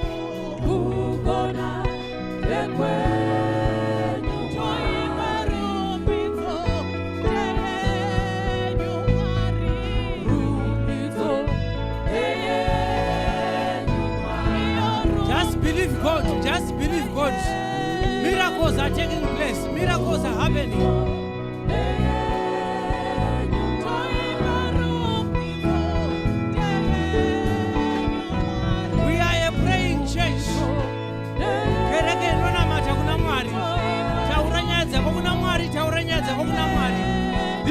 environment.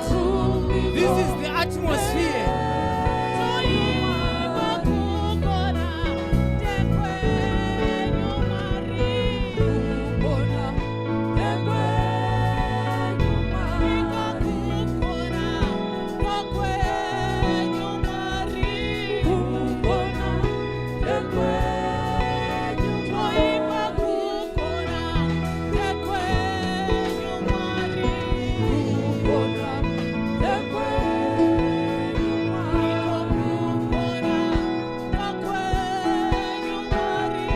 Elders nemadikons yachibatsire tikurumitse kana ukona ndokwenyu Mwari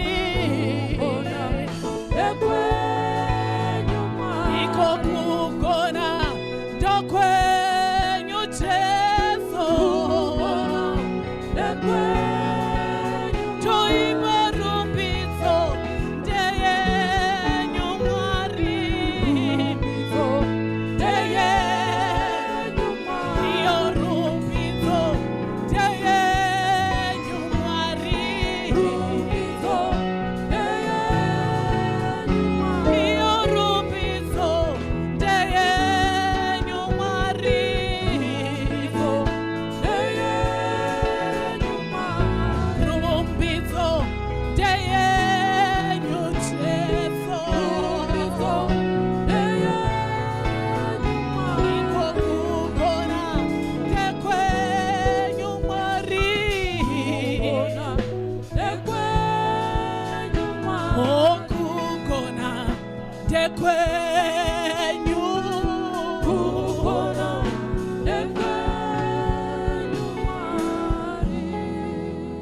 Mwari muri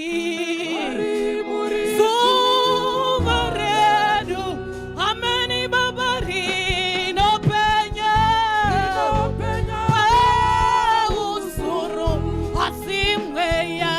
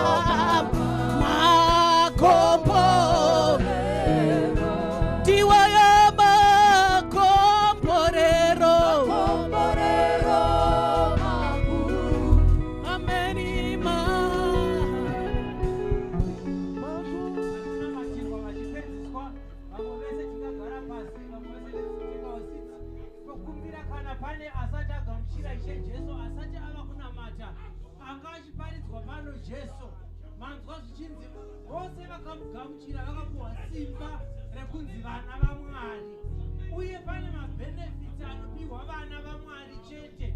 Kana uripo simudza ruoko rwako ndinokuona, shoot your hand into the air. Kana uri pano usati wagamuchira Jesu, uri pano here? Wonderful. Uyai second church ndokwavakazara.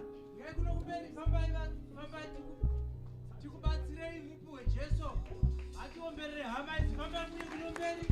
Ngavauye pavo egaba kana Pastor Mazarama. Uyai kuno, thank you so much. Mhanyai chaizvo kumhanya chaiko. Satani haasi wekumbone goshetana yekutiza chaiko nouperi hwako. Come pano pafront pamberi pepulpit apo. Yes, come here. Uyai vakuya. I saw two kumberi. Second time. Usaite nharo nemoyo wako. Conviction yauri kunzwa mweya mutsvene waMwari uri kufamba muno uri kukonzera izvozvo. Usaite nharo. Don't argue with that conviction. Mweya mutsvene uri kukukonesa kuti unofanira kuti ugamuchire Ishe Jesu. Alright. Pana ari kuuya here mumwe? Ari kuuya mumwe? Pana ari kuuya here mumwe? Thank you so much. Pastor Mapranga chibatsire ape. Tinotenda kunima uya ndoti mutsokesa maoko varimisa kutsokesa maoko taura mashoko andikutaura pano chirekesa zvima mumwoyo mako kereke tibatsire hama idzi dzeni pamberi paMwari muti Mwari Baba, ndauya masikati ano ndinobvuma ndiri mutadzi nomaona uipi wangu Mwari, ndinokumbira kuregererwa ndishambe muropa raJesu iye akafa pamuchinjikwa. Ndinatsei kubva zvino, ndinoda kukuteverai, ndinoda kukunamatai mumweya nomuzvokwadi. Nezita raJesu nyoraiwo zita rangu mubhuku yenyeupenyu.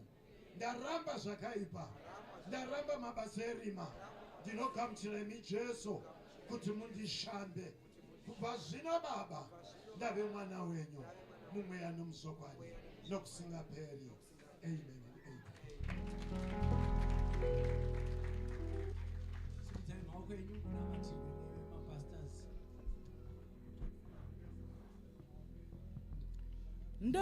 Ndomuwana Jesu,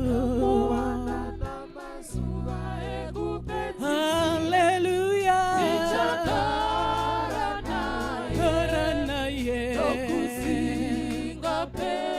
ini ndamuwana Jesu, hallelujah, chakaranaye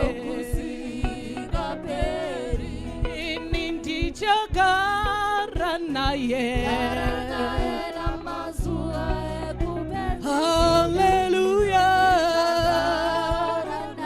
karanaye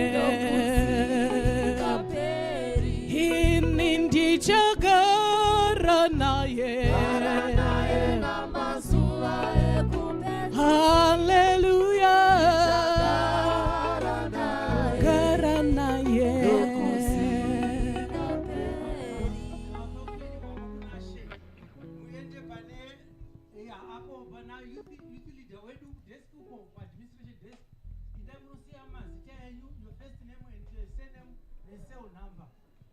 maudzwa kuti munopinda cell group ipi. Chechi yaJesu mangwanani ano masikati ano zvakadii tingobatanidza maoko titende Mwari titende Mwari neshoko rakasimba rakadai. Titende muranda wavo Pastor Kupara, ngatitende muranda waMwari Pastor Kupara naamai. Togona kuita zviri nani kudarika ipapo hava.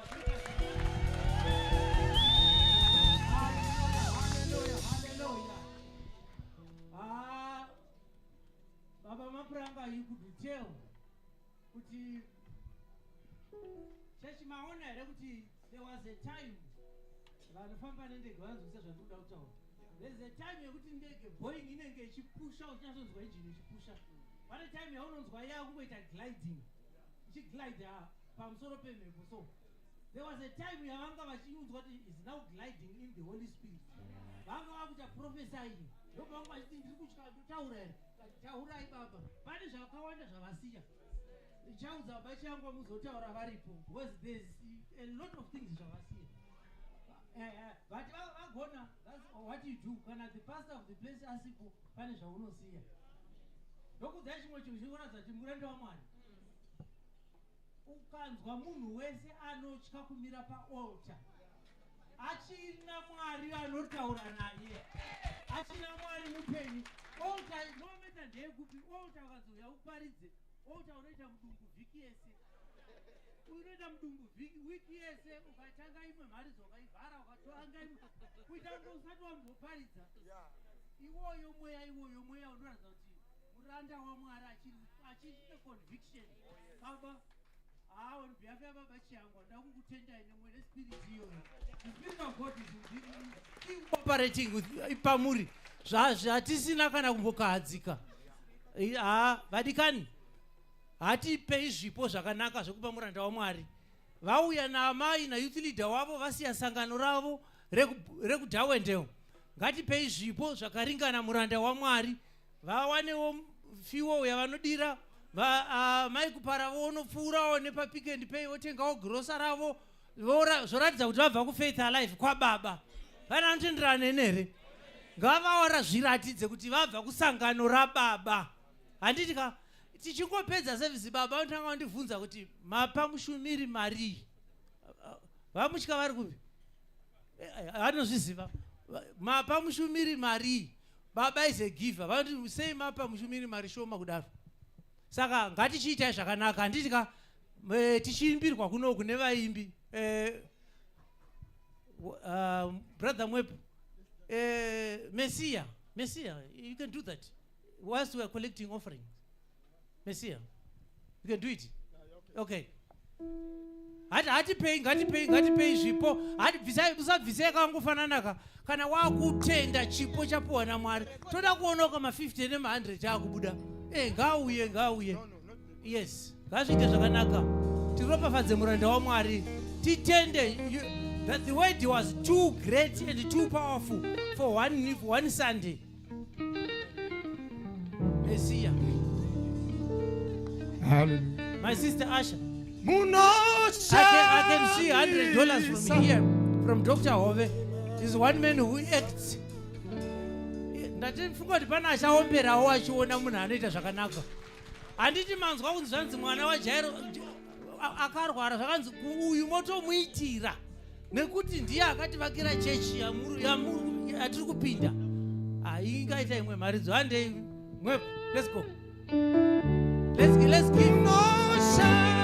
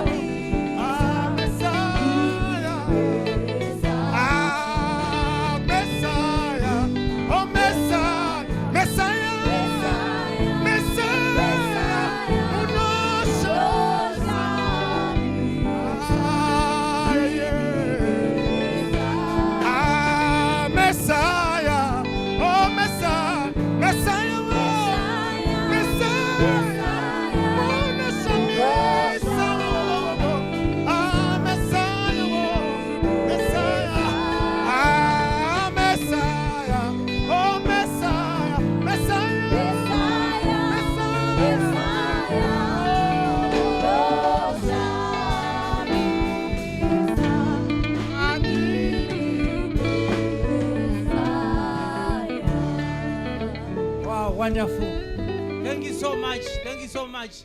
Hospitality and decorations. We are asi. Handiti ndakuudza ndikati baba Kupara ndo secretary weprovince youth YPU department handiti. Saka pano ndo pana treasure futi weprovince. Saka hazvingaiti kuti murege kupa chipo chenyu kutenda muranda waMwari. Handitika that's our youth. That's our youth. Saka regai tisiyire nguva kuhospitality and decorations. Youth mozomhanya. Amen. Faith Alive Church. Amen. Vakomborerwa. Amen. Inini ndazviisa mutsoka dzaGideon. Asiwa nevanhu vese vaya kusara ne300. Uri Gideon waiita sei? Mweya weguru mwandira unofanira kupera pano paFaith Alive. Musara Jesu. Amen. Ini ndakamirawo mutsoka dzababa namai Chiangwa our president. Ndakamirirawo vasikana veHosdeco nevakomana veHospitality and Decorations. Tinongoti baba namai Kupara. Vanhu vaMwari. Taitirwa zvakanaka. Muchationa tichichinja tichibuda muguru mwandira. Tinongoti wogamuchiraiwo chipo chedu. Musara Jesu. Amen. Thank you so much. Thank you so much. Thank you so much. Youth, media maapedza ka tichidedza youth. Ava ndo youth leader vepana. Youth leader weku Mozivana ka. Ndachida kutarisa kuti otora manotsi kune umwe ndeupi. Saka mozopedzerani. Hallelujah. Hallelujah. Amen. Tinoda kufara maskata akanaka kudai. On behalf of youth, Baba, ndiri pano ndiri pasi pasigauke. Yes. Saka ndakamira mutsoka dza provincial secretary treasurer. Baba, tinoda kufarirai. We love you. You are a blessing to the youth and a blessing to the church. Saka tinotarisira kudzoka kwenyu. Mese namai. You are always welcome here. Isu say youth. Tatiti kupeiwo chipo chedu mobatsirwawo pa fuel apa. Yes. Nezvimwe zvakadaro. God bless you. Tatenda. Thank you. Thank you. Thank you. Thank you. Eka ndokuti youth ikoko. Ndokuti youth. Isu zvatetaitawo vamwe youth yobata zvimwe zvidiki. Hanzi tinoti in numbers.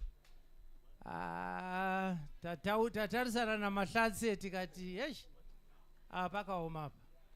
Pati pamava muchiparidza bishop. Pane pamhanya pfungwa dzangu so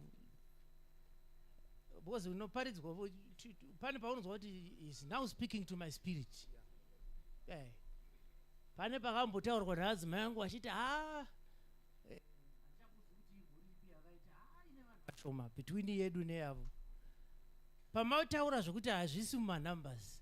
Mwari vandienda neni ikoko vakataura zvavataura vakadzoka. Ndikati thank you Jesus. Ndo zvinoita Mwari izvozvo. Vana baba vese mapastors nemaspouses enyu tipinde muboardroom nevaenzi vedu. Baba namai Kupara tipindewo muna youth leader wamauya naye nevana zvese vamauya navo. Hande imomo Dr. Hoven naMahlatsi, you can join these others. Ndikuda kukumbira Pastor Mapuranga vana mate tiwane nyasha. Tikotamise zviso zvedu is a sign yekungoremekedza Mwari. Hapana chatiri kuti tikotamisa zviso. It's a sign yekuremekedza Mwari. We close our eyes and we receive in belief by faith. Tinotenda baba masikata nomazvita Mwari kutaura kukereke yenyu. Tinokutendai baba neshoko rauya kwatiri zvine simba. Nyasha dzenyu baba wangu nezvaunga dzirambe dziinesu. Upenyu hwedu hushandurwe nemi kubva zvino. Tinonamata kwamuri nokutenda. Muropafadze muranda wenyu Mwari wamatuma. Muitire zvakanaka baba, unomwe muchimuzarura zvakavanzika. Tinoti nyasha dzacho Jesu Kristu norudo rwaMwari baba nokuwadzana kwomweya mutsvene kuve nesu kubva zvino nokusingaperi. Amen and amen. Tinotenda. Pane youth iri kusara. All right, youth.